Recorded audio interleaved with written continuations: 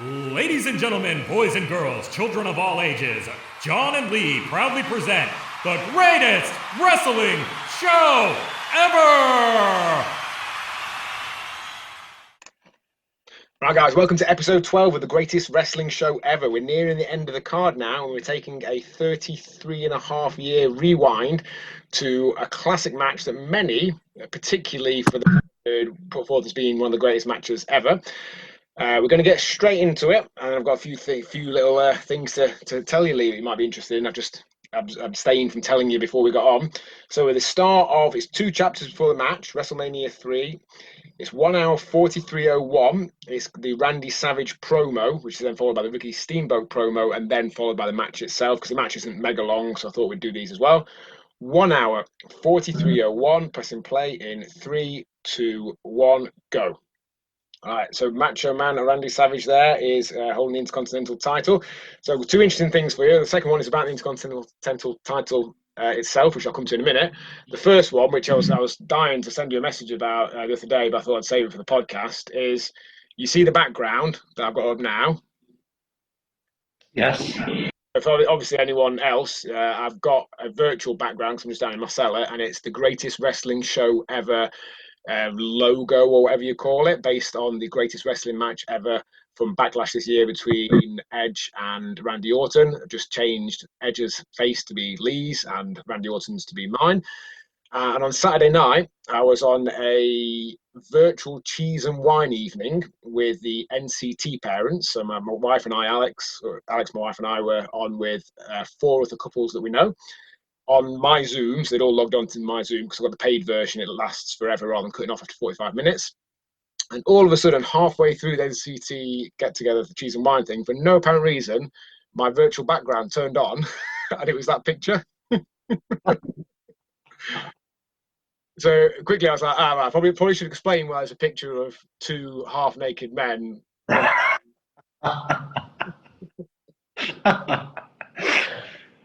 you have to get the story then. They all laughed, and I was tempted to message you at the time, but I thought I'll save that for the podcast. So Randy Savage has already made his way to the ring now. I was surprised he got down that quick, because wasn't WrestleMania 3, wasn't the ring an awful long way from the back, and they got brought down on carts, which I think was possibly put in place for the likes of Andre and King Kong Bundy, who couldn't actually walk that far. Yeah, same, wasn't it? Say again, sorry, mate, you're breaking up. WrestleMania 6 was the same. It was, yeah. They were tiny little mini ring carts, weren't they, designed to look like a wrestling ring. One of my main memories of watching this 25 or more years ago is Andre coming down in the ring cart thing. Yeah. Interviewing Ricky Steamboat. Ricky Steamboat can't speak properly today. He looks angry, doesn't he? So where do you rank? Say again, mate. Where do you rank the match yourself in terms of? Is it in your top 10?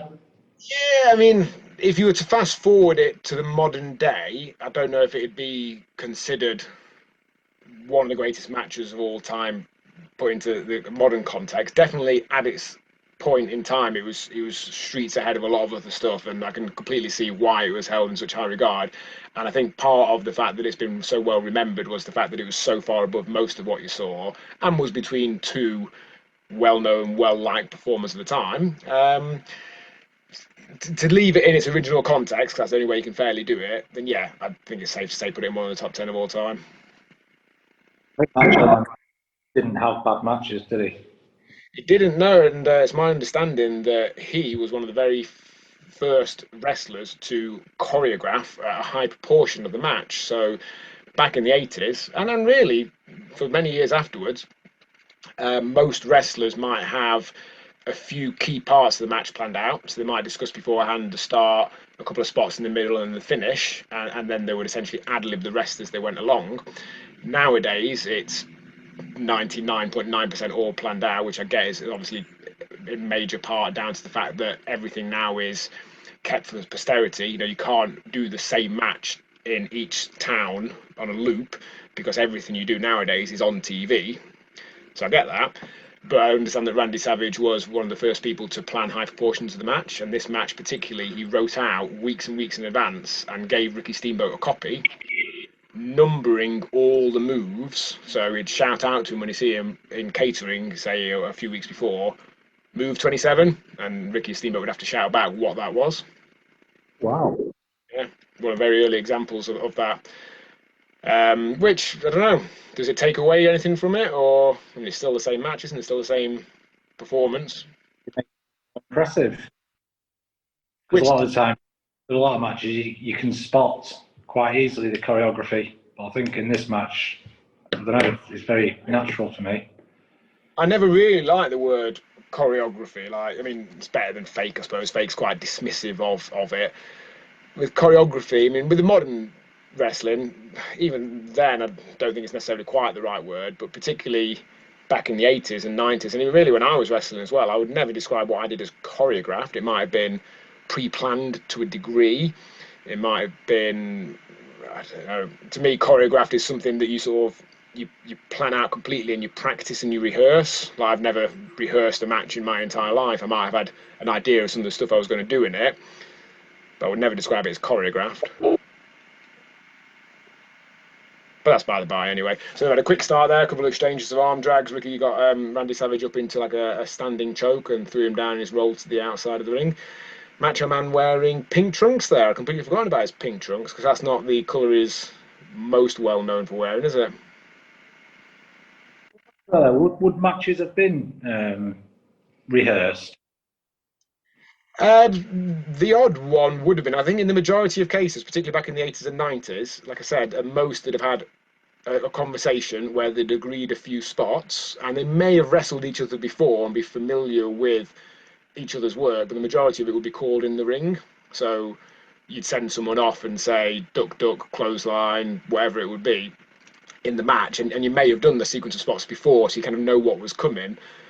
But in terms of two wrestlers getting in the ring beforehand to practice a match, even now, I don't know how much that happens, but back then I'd say that was practically unheard of. Right, so my other interesting thing for you, Lee, is over the weekend, again, I was tempted to message you at the time, I came across something called it's a linear history of various wrestling titles. So, you know, in boxing, you've got a linear champion, essentially, and it's not necessarily who the recognised world champion is. People have worked out the linear champions for various different titles based on a number of rules, and from that, I'm going to give you a few clues because it's really, really hard to get the answer. I'm going to ask you to guess who the linear Intercontinental Champion is. So, the rules are the champion will defend his title in every 1-versus-1 encounter. So, any non-title matches that have occurred and the champion lost, the title changed hands in essence. Champion cannot lose his title in multi-man matches, can't be lost in body slam challenges, arm wrestling contests, can't be lost by DQ or count out, etc. It's just if the champion had a 1v1 match and was pinned or submitted by his opponent, the title essentially changed hands. Now, in order to work out who the Intercontinental Champion is, a few little pointers for you. According to this, if that had actually happened, the Intercontinental Championship was unified with the WWF Championship when Bob Backlund beat initial champion Pat Patterson. The lineage of the titles would have then stayed together, so Bob Backlund would have been both, the Iron Sheik would have been both, Hogan would have been both, etc. Meaning the next time it came back to the original timeline was when Rick Rude in WCW in 1994, of all people, would have been the linear Intercontinental and World Champion. And when he retired, it would have been vacated and returned to the actual Intercontinental Champion, which was Jeff Jarrett at the time. It would have then again got unified and been alongside the WWF title in WWF right through to Edge retiring in 2011, when it would have shifted to the actual Intercontinental Champion of the time, The Big Show. So from 2011 onwards, it restarts the original timeline, then gets reunified with the world title. So ultimately, the question really is based on a linear following of if a champion loses, Who? You'll never guess. You need more of a clue. Okay, it goes through joining and rejoining a real timeline. So in SummerSlam 2018, Roman Reigns defeats Brock Lesnar for it, which genuinely happened. Shane McMahon then beats Roman Reigns, which he did in a non-title match. So he's the champion. Where your biggest clue is on August the 20th this year, linear world champion Kevin Owens and Intercontinental champion is defeated by Elias, who is the 24/7 champion.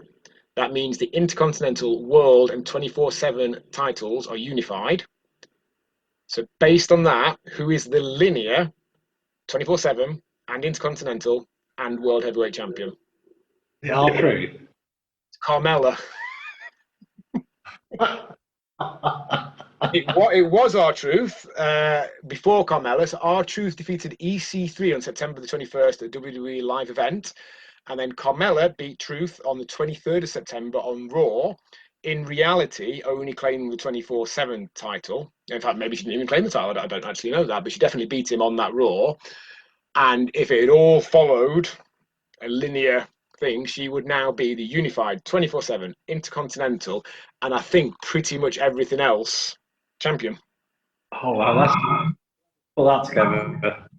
I'll send you the link. It's a really interesting read because at some points in the past, titles swap companies. So the WWF title ends up in WCW because Bob Backlund lost it to Antonio Inoki, who eventually loses to somebody who loses to somebody who loses to Rick Rude.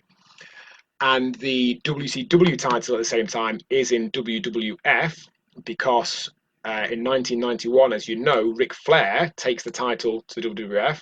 He loses a house show to Hogan, and almost the timelines of the two titles have been swapped over there, amazingly. Incredible. I'll send you the link anyway. It's an interesting read. We've completely digressed there anyway. So Ricky Steamboat has been sent to the outside. George the Animal Steel, who, if you didn't know in reality, was a school teacher, is helping Ricky back into the ring. Questions? All right. Do you know who Ricky the Dragon Steamboat fought at WrestleMania 1? Matt Bourne, the original Doink. Well done. Yes. I didn't think you'd get that. Easy. So before it became Doink, Matt Bourne was considered something of a tough guy. He was the son of Tough Tony Bourne, a wrestler from, I don't know, maybe like the 50s, 60s, something like that, and was considered a genuine tough guy. And unfortunately, his lasting legacy is Doink. Do you know who gave Randy Savage his nickname, Macho Man? Ooh, I believe I do, but it's not coming to mind now. No, pass. It was his mum. Okay, right. I didn't actually know that. Okay, what was the story behind that? It was she read it in Reader's Digest that nobody knew what a Macho Man was. Right. But she Reader's Digest that it was going to be a hot term in coming years. So she sent that and a few other suggestions in a letter to Randy. Right. And suggested that's what it should go by. Because there was a song from the 80s going, Macho, Macho Man. Was that after that then, presumably, was it? Yeah. It was Ole Anderson that came up with the Savage part of his name because his grappling style was ferocious. It's a funny name, Randy Savage, because obviously it's an actual name in America. Randy is a first name and Savage can be a surname. But Randy Savage sounds a bit more like maybe like a George the Animal Steel type character, doesn't it? Yeah. Like a horny half man, half ape type character. No. He does look like a Randy Savage, doesn't he, the way he's looking at Elizabeth? Yeah. To be honest, I think we all look a bit like a Randy Savage when we look at Miss Elizabeth, don't we? Do you know what happened to Miss Elizabeth? Yeah, she did. She was going out with Lex Luger and died of an overdose in about, I think it was around about the same time that Chris Benoit and Sherry died. I think within like a week or two of each other. I think Sherry was the same weekend as Chris Benoit, and that's why it was not so well reported. But I think Elizabeth was only a couple of weeks before or after. Okay, just looking in my 100 greatest matches of all time book. The foreword is by Ricky Steamboat, and I might come back to that in a minute. But then the first match mentioned in there is this match, the Intercontinental Championship match from WrestleMania 3. The lead-up: sports entertainment matches often fall into two major categories: competitors looking to win a championship or competitors settling a personal grudge. The match between Ricky the Dragon Steamboat and Macho Man Randy Savage at WrestleMania 3 can easily fit into both categories. A few months earlier, when challenging Savage for the Intercontinental Championship, Steamboat found himself facing a potential career-ending injury. Draped over a guardrail outside the ring, Steamboat's larynx was driven into the rail by a Macho Man elbow off the top rope. Some may have thought it was an accident until Savage looked to finish the job by driving the ring bell into Steamboat's throat. He dropped an elbow off the top, didn't he, holding onto the ring bell, if I remember correctly. The diagnosis was a crushed larynx, and many questioned if he'd ever wrestle again. But Steamboat's will and heart were not to be denied, and the Dragon returned looking for revenge against Savage, as well as another shot at the Intercontinental Championship. So did you watch this at the time? You didn't have Sky, did you? Were you aware of WrestleMania? I didn't watch, first time I watched this on VHS. I had the WrestleMania 3 VHS as well. Yeah, because I kind of got into wrestling probably around about WrestleMania 5 time, well, that year anyway, what, 88. And then obviously I went back, the local video shop had them all on video. I had exactly the same video shop on the marketplace in Ashbourne. I used to go and get them for like £2.50 for 2 days or something like that. 4 was a double video, wasn't it? Yeah, I remember that well. What other matches do you remember from this show? There was King Kong Bundy and a couple of midgets against Hillbilly Jim and a couple of midgets, and then King Kong Bundy attacks, was it Little Beaver at the end or something like that? Yeah, it's obviously the Hulk Andre match. Yeah. So what would you say, so this is an Al Snow, if you know who he is, question. What would you say is the best match at WrestleMania 3? The one that we're watching now. So if you went to an Al Snow training seminar, he would tell you that the best match at WrestleMania 3 was Hulk versus Andre, because the best match is the one that draws the most money. And whilst I'd see his point, it was a really shit match. Yeah, that's not. Andre, by that point, was barely mobile, and the majority of the match alternated between him choking Hogan with his singlet, headbutting him, and then back to choke, singlet choke, headbutt, and so on. So the book that you are they ranked, or is it just? No, they're not. They're just 100 different matches. Yeah, so this is the first one, but it's not particularly ranked as being number one.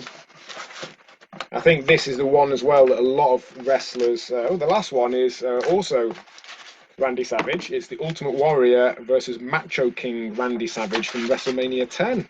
Interestingly, he bookends the book. Do you know what? Warrior v WrestleMania 7. Yeah. Was that the career ending one? It was, yeah. How many times did Savage drop the elbow from the top rope? I'm going to say 3. 5. 5. Wow. I guess we're all to the answer. 3 is often the number. 3 is a nice round number that works quite well. Speaking of dropping the elbow, thing because he kept dropping them, and Warrior kept jumping out, and didn't at the end of that match there. So Warrior made his comeback and then pinned Savage just with his foot in his chest, didn't he? Yeah. It's made him look like a bit of a chump, really. Like, you hit your finisher 5 times. I was surprised that Savage allowed that. It's always interesting with things like that. Like, yeah, when they happen and you sort of question the thought process behind it. Like, obviously, they want to make Warrior strong, but you can make him strong just by pinning him without your opponent looking like a chump. And then Sherry. No. Yeah. So WrestleMania 3 had for many years the record attendance for wrestling and indoor events in North America. Now the recorded attendance was 93,000. In reality, supposedly it was 78. Do you want to know what wrestling show then took the record off that? I think this is the finish, isn't it? This is the finish already. Yeah. Slam, roll up. Yeah. Yet again, we've spoken very little about the actual match. But okay, so WrestleMania, wasn't it? And which WrestleMania? A relatively recent one. That's the one that took the kayfabe record. So WrestleMania 32 in 2016, headlined by Triple H defending against Roman Reigns, had a recorded crowd of 101,000. And in reality, it was in the 90s, which means that is the biggest North American attendance. But in reality, there was another show. I'll give you a clue. 1992 by WWF, as was, that drew 80 something thousand, beating the legit 78 from WrestleMania 3. Like WrestleMania 8. SummerSlam 92, Wembley. Oh, Wembley. Oh, So seemingly for that Wembley SummerSlam 92, the attendance well, no, was hang on. Wembley's outdoors. it was still in attendance, isn't it? Well, no, the record that this broke was the indoor attendance. Right, you're correct. Sorry. Okay, so the record then that broke was for a wrestling show. Sorry. So the indoor attendance record would have, and that's the indoor attendance record in North America actually. So that obviously wouldn't have been broken by SummerSlam, but the record attendance for a wrestling show.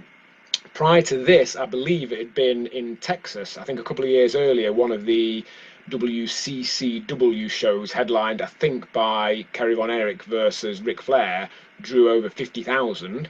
I think that was the record, the genuine, legit record, until WrestleMania 3 here beats it with a legit 78,000. But then SummerSlam 92 for many years has the record with a legit 80-something thousand. The all-time record for a wrestling show attendance, any ideas? Again, it's tricky if you don't know it. It's 1995 and it's WCW. I guess it's around 110, isn't it? It's called Collision in Korea. It was a super show organised by Antonio Inoki of New Japan Pro Wrestling in conjunction with WCW, sent over Ric Flair and a number of others to appear on it. It was held in Korea, and I think you had to go or you were executed. I think that was how it worked. And I believe it was 2 days, and I think day one drew 150,000 and day two drew 170,000. Wow. So there, the records realistically that will never be beaten, you would assume. Sensational. Good Irish. Say again, sorry? The sensational show isn't looking too good, Irish.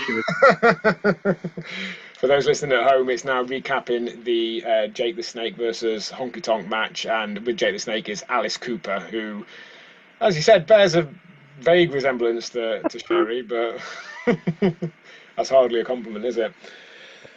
Right, it was a good match, that. Just to give you then the aftermath of the Steamboat Savage match. Savage attempted to regain the title from Steamboat, but was not successful. However, the Dragon did not keep the championship long. Just 2.5 months later, Steamboat fell to Honky Tonk Man, who held the title for an amazing 454 days. Even though Macho Man did not hold the Intercontinental Championship again, he was just 1 year away from his most impressive feat.